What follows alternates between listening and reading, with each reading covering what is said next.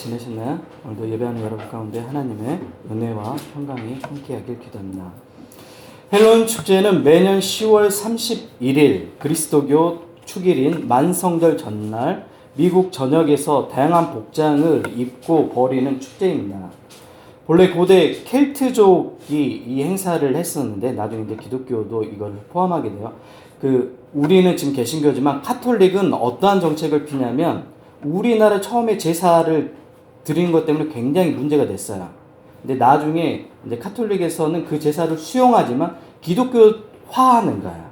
카톨릭의 기본적인 선교 방침은 그런 방침이에요. 그래서 그쪽 문화를 포용하는 형태로 해요. 배척하면 어떤 일이 벌어지냐면 갈등이 생기고 복음을 전하는데 오히려 어떻게 되죠? 좋지 않는 상황들이 많이 발생해요. 그래서 포용하는 형식을 피는데 그 포용성이 때로는 과하기도 하고 때로는 적정하기도 하고 포용이라는 건 늘 그래요. 또 다른 문제를 야기시키기도 하기 때문에 그러니까 이제 할로윈 축제는 그런 의미로 조금 이해하시면 좋아요. 왜 기독교가 이것을 받아들였고 수용했지? 서구 문화 안에서 그렇게 보지 말고 그냥 문화적인 어떤 그 행사로 이해하면 좋을 것 같아요. 켈트족은 한 해의 마지막 날이 되면 음식을 마련해 죽음의 신에게 제의를 올림으로써 죽은 이들의 혼을 달래고 악령을 쫓았습니다. 이때 악령들이 해를 끼칠까 두려워해서 사람들이 악령과 같은 모습으로 착각하도록 그때 이제 우리가 보면 헬로윈 행사 때 그 악령의 모습들을 많이 가면을 쓰고 하는 이유는 거기에 있는 거야. 이것이 헬로윈 분장의 코스튬 문화의 원형이 된 것입니다. 지난해 10월 29일 많은 사람이 헬로윈 축제를 참여하기 위해서 이태원에 모였습니다. 매년 진행하는 행사라 젊은 청년들은 들뜬 마음으로 이태원을 향했습니다. 하지만 그곳에서 생각지도 못한 참사를 겪게 됩니다. 그 누구도 도시 한가운데서 사람들이 압사당할 거라고 사고를 겪을 거라고 아무도 예상하지 못했습니다. 많은 인파가 이태원 세계 음식거리 해밀턴 호텔 서편 좁은 골목으로 몰려들었습니다. 골목 위쪽과 아래쪽 모두 사람들이 계속해서 교차되면서 들어오니까 점점 사람들이 빠져나가지 못하고 들어온 인구만 있게 된 거예요. 사람들이 뒤엉키기 시작했습니다. 이때 위험을 감지한 몇 명의 사람들이 근처에 있는 경찰서로 연락을 취했습니다. 위험성을 알리기 위해서. 하지만 정부의 대처는 안일했고 제대로 안전조치가 이루어지지 않았습니다. 결국 위험을 감지한 사람들이 우려했던 일이 벌어졌습니다. 해밀턴 호텔 서편 좁은 골목에서 많은 사람들이 뒤엉켜 소중한 생명이 압사당하는 일이 벌어졌습니다. 159명의 젊은 청년들이 목숨을 잃었습니다.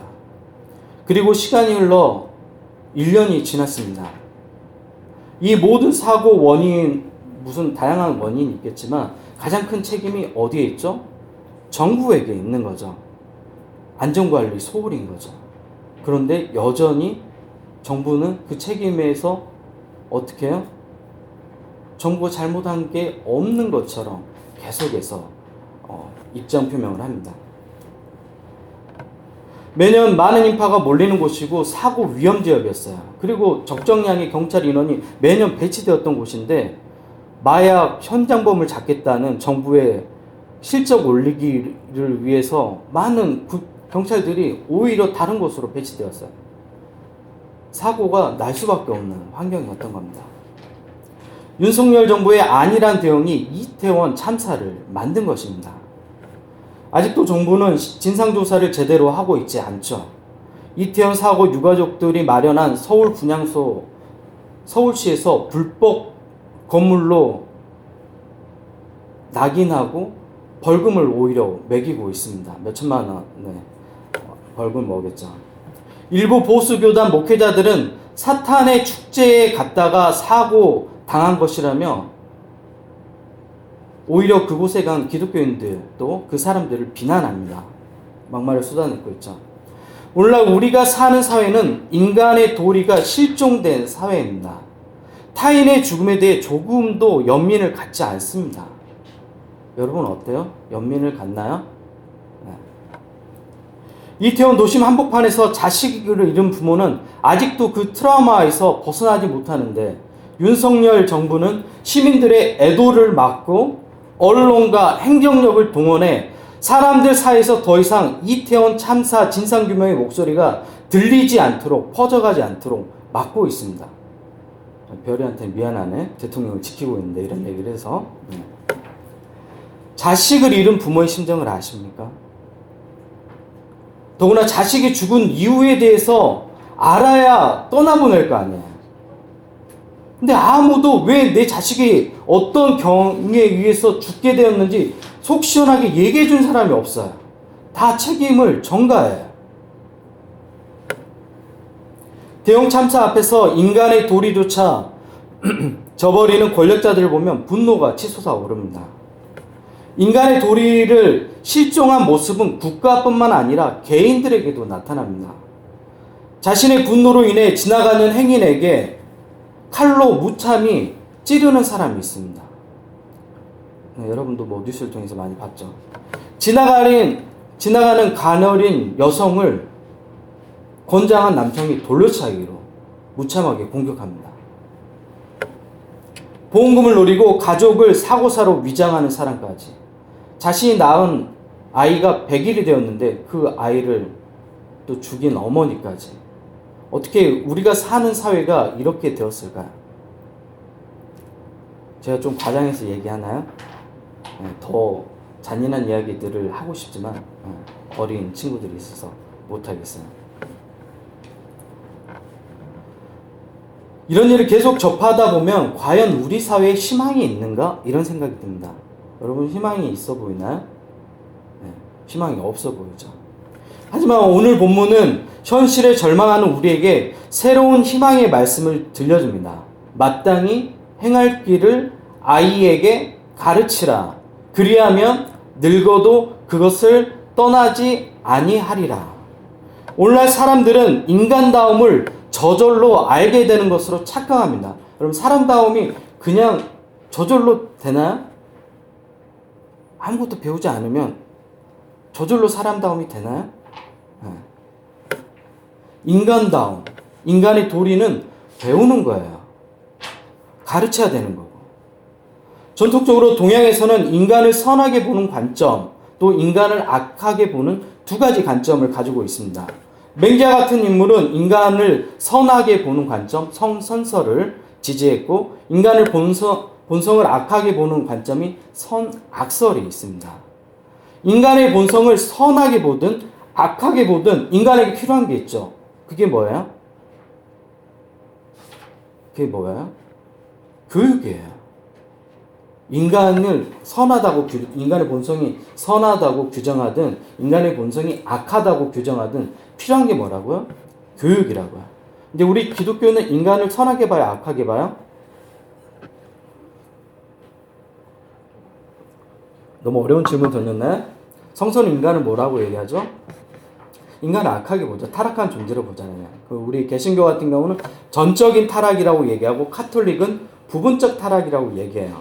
그래서 카톨릭 안에는 인간 안에 선한 것들이 있기 때문에 그 선한 빛을 크게 수덕하면 구원에 이를 수 있는 단계로 나아간다. 그래서 수덕신학이라는 게 나오고 개신교는 그게 불가능하다고 얘기해요. 전적인 타락이기 때문에 우리는 오직 하나님의 은혜로만 구원을 받을 수 있게 된 거예요. 예수 그리스도의 그 십자가의 은혜로만 구원받을 수 있다고 이야기를 하는 겁니다. 하여튼 인간을 어떻게 보든 상관없이 인간에게 필요한 건 뭐라고요? 교육이 필요한 겁니다. 교육이. 인간의 도리는 배워야 됩니다. 우리는 자주 그런 말을 하죠. 저 사람 사람 같지 않다. 어떨 때 얘기하죠? 신 같아서 너무 뛰어나서 사람 같지 않다고 얘기해요. 그럼 뉘앙스가 좀 부정적이죠. 정말 저 사람 사람 같지 않아.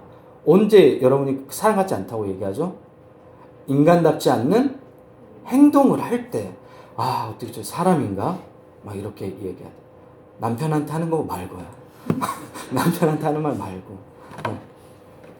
사람도 아니에요, 저 인간. 이런 거 말고요.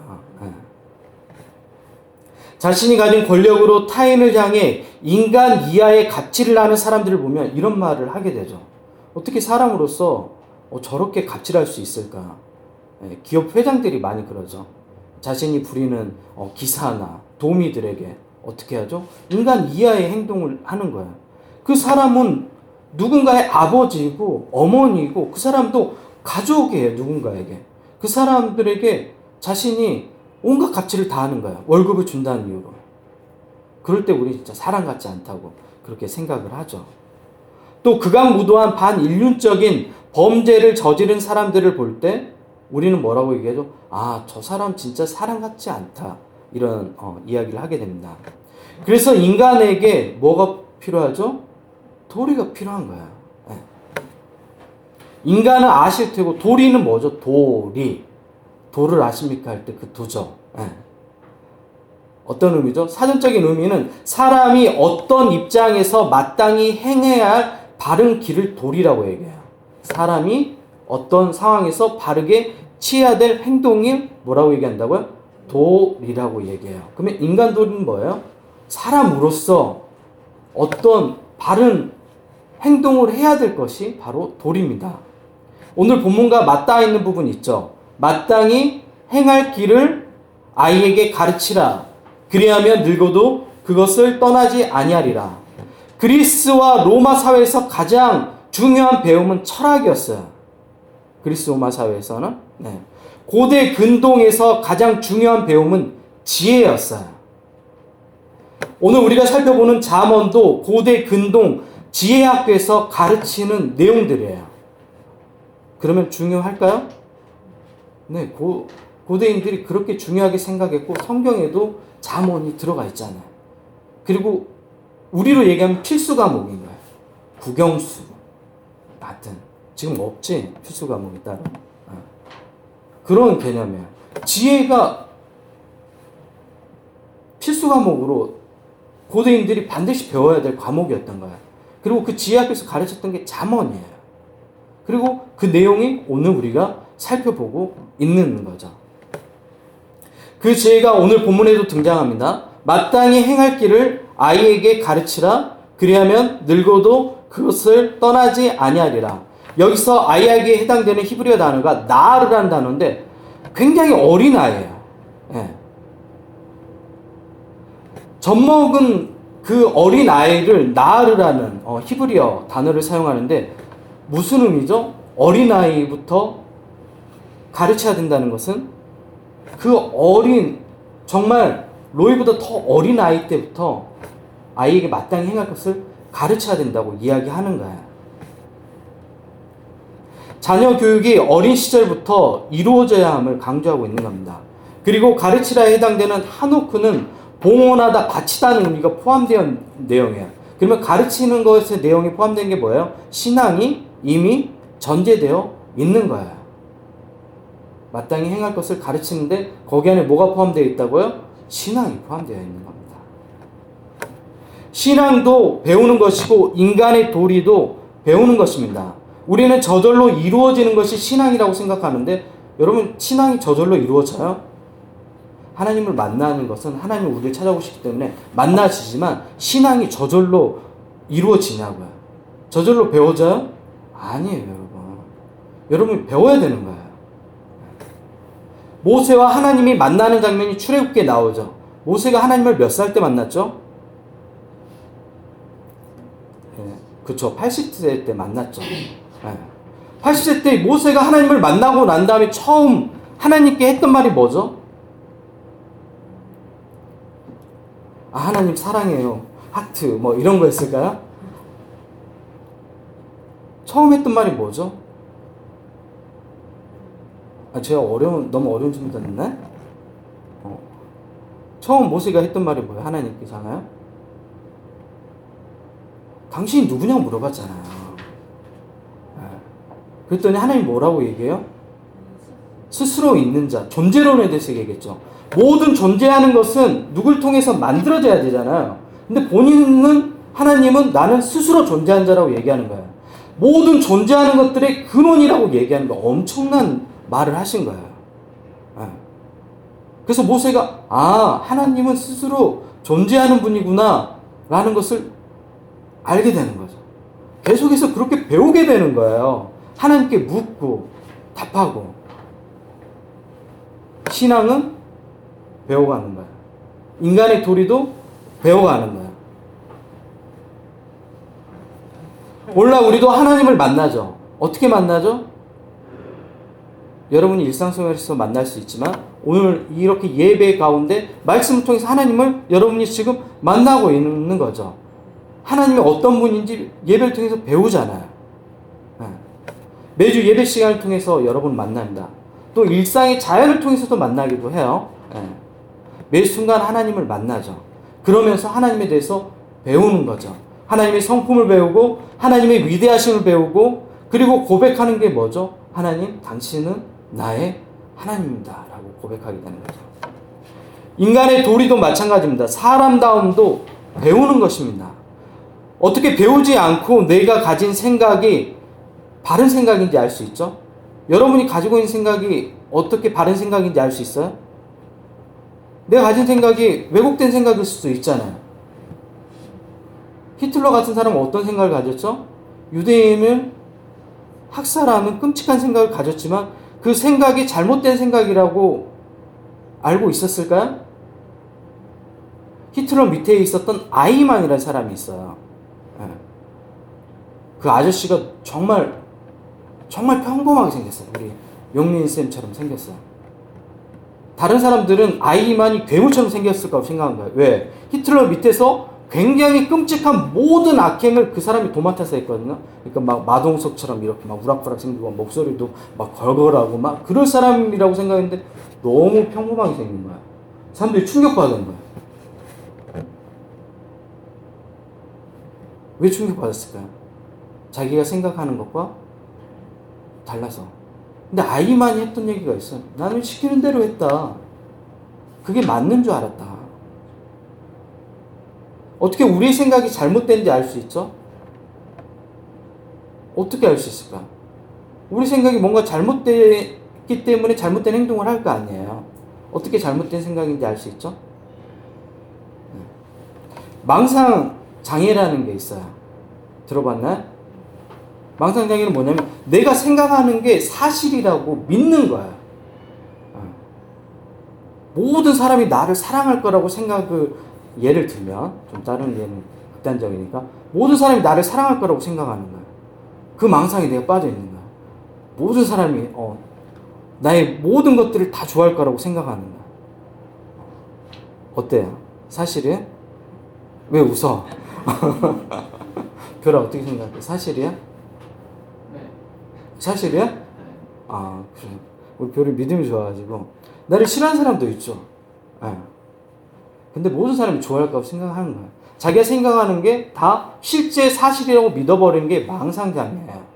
그래서 남편을 향해서 그게 가면 뭐가 되죠? 우부증이 되고 아내를 향해서 가면 의처증이 되는 거예요. 실제로 그런 일이 없는데 그런 일이 있다고 자기가 믿어버리는 것을 망상장애라고 이야기를 하는 거야.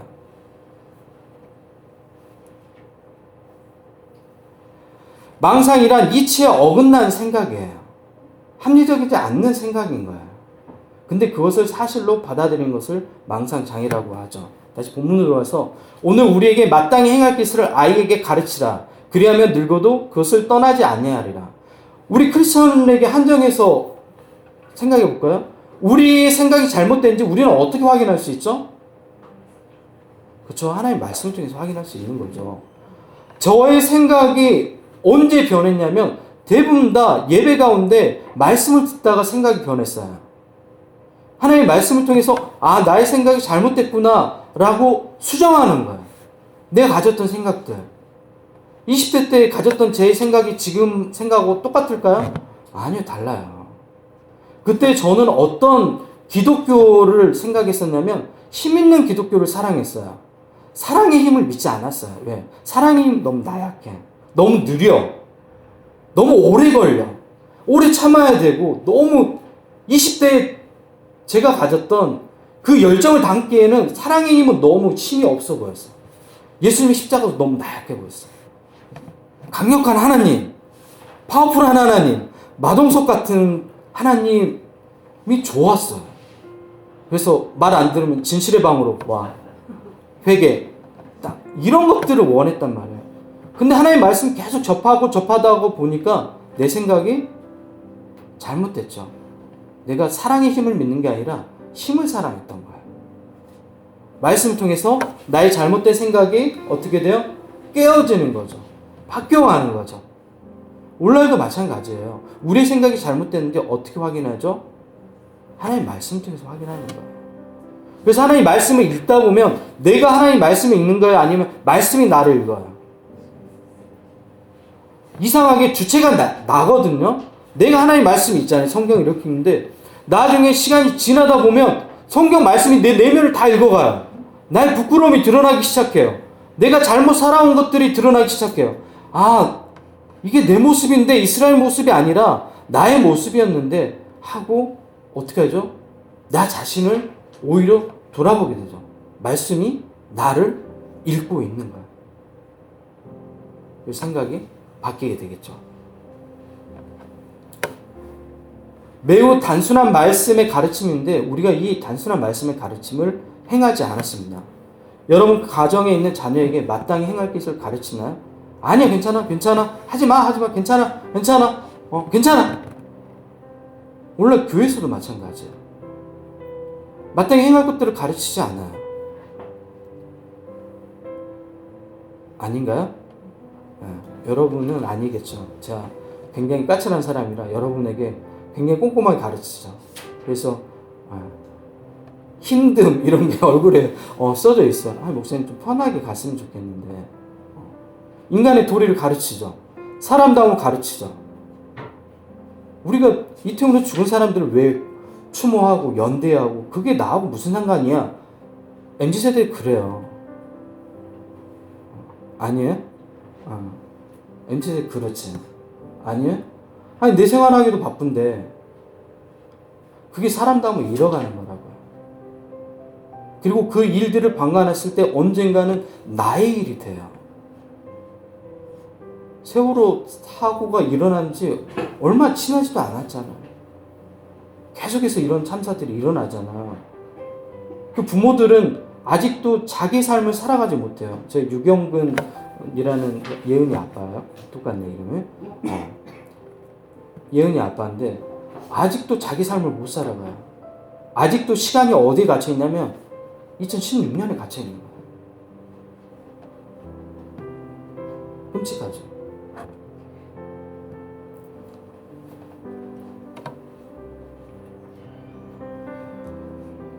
마땅히 행할 길을 교회에서 또 가정에서 가르쳐야 됩니다. 그럴 때 바른 길을, 인간의 도리를 가지고 살아가게 되는 거죠.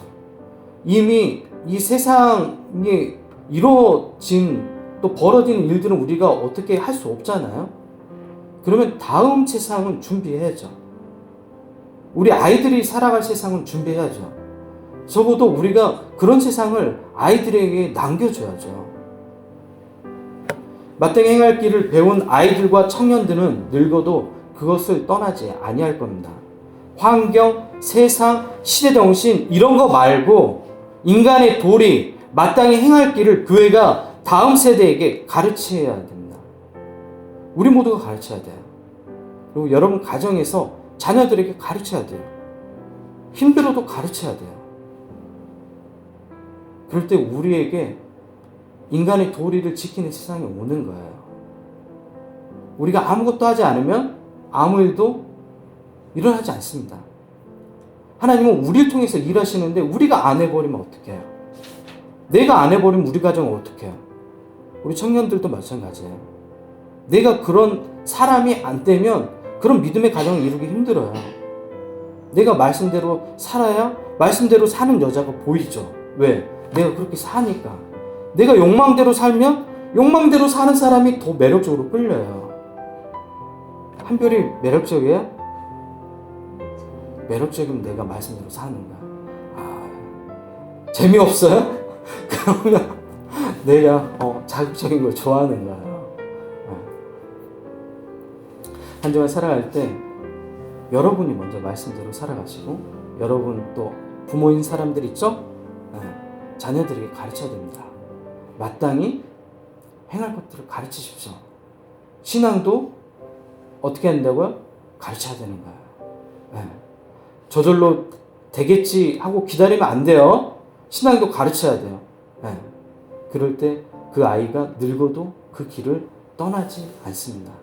네. 여러분이 가장 힘들 때 누가 했던 것이 생각나요? 여러분 어떤 힘든 일을 겪을 때 누가 했던 것을 떠올리며 그 일을 하죠? 그쵸. 여자들 같은 경우 대부분 엄마예요. 어머니. 남자들은 대부분 아버지예요. 아버지는 이럴 때 어떻게 했지라고 생각하게 돼요. 그러면 결론은 내가 말씀대로 살아야지 우리 자녀들도 말씀대로 사는 거예요. 엄마는 안 하지만 너만 해. 이거는 없어요. 부모가 먼저 반드시 해야 되는 겁니다. 한 주간 인간의 도리를 지키고 살아가는 우리 뉴에본교회 성도들 모두가 되었으면 좋겠습니다. 기도하겠습니다.